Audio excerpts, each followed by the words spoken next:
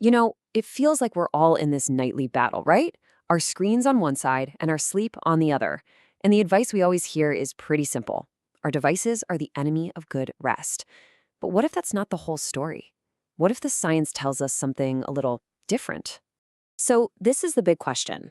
Is our technology really the bad guy when it comes to sleep? I mean, we love our tech, but we desperately need a great night's sleep. And it feels like we have to choose between them. But maybe, just maybe, the advice we've all been following is based on a tiny misunderstanding of how our bodies actually work. Let's find out. All right, first up, we are tackling the biggest, most common piece of advice out there, the one we've all had drilled into our heads. It's this idea that the sheer amount of time you spend looking at a screen is public enemy number one for your sleep. Yeah, the conventional wisdom is just that simple. The more hours you rack up on your phone or your tablet or your laptop, the worse you're going to sleep. It seems to make sense, right? More screen time must equal less sleep time. But when scientists really dug in and started pulling things apart, they found a fascinating twist. Okay, now what's so cool about this slide is how it really peels back the layers of the onion. See, at first glance, the data shows a pretty decent link between total screen time and poor sleep, that R equals 0.42 number. But then, researchers use this really smart technique called network analysis to isolate all the different factors. And when they did that, the true direct connection between just the amount of time on a screen and sleep problems just plummeted, down to 0.03. That's almost nothing. But look at blue light exposure. It stays strong, showing that it has the most powerful direct link to our sleep problems. I mean, let that sink in. A 93% drop in the direct effect of screen time on sleep once you account for other things. That tells us that total time is basically a red herring. It's not about how long you're on your device, it's about something way more specific. So here's the crucial takeaway. We've been blaming the clock when we really should have been blaming the light bulb or, the thousands of tiny LEDs in our screens.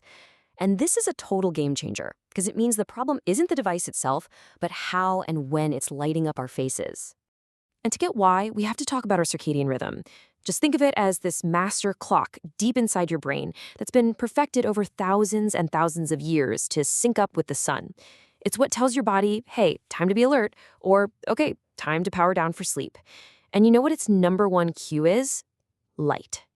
Now, the light coming from our screens happens to be super rich in short wavelength blue light. When that specific kind of light hits our eyes late at night, it sends this powerful and totally wrong signal to our brain. It basically screams, hey, it's noon, stay awake. And this slams the brakes on the release of melatonin. That's the key hormone that tells your body it's nighttime, which effectively just pushes back your natural sleepiness. Okay, so we've put the screen time myth to bed, so to speak. Now let's tackle another classic piece of sleep advice. This idea that working out too close to bedtime is an absolute recipe for a sleepless night.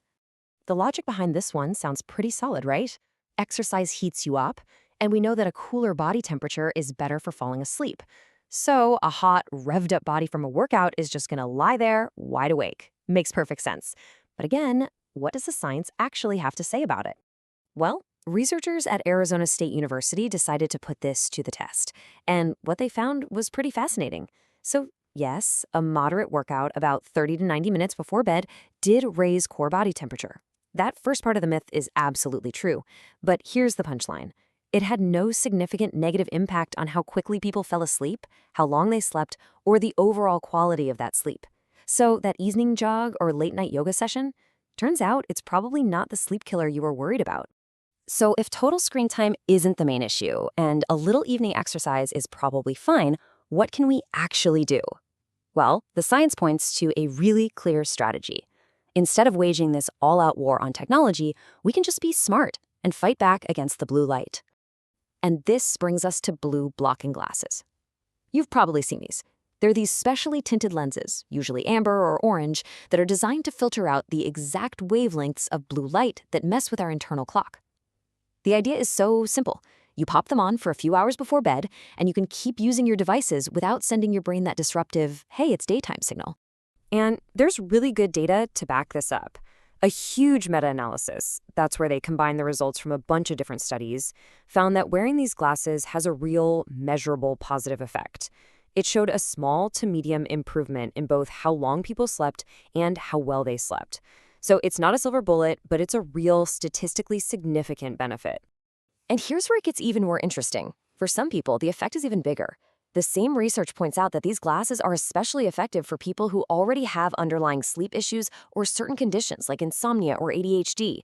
For those groups, filtering out that blue light can be a seriously powerful tool for getting their sleep cycles back on track.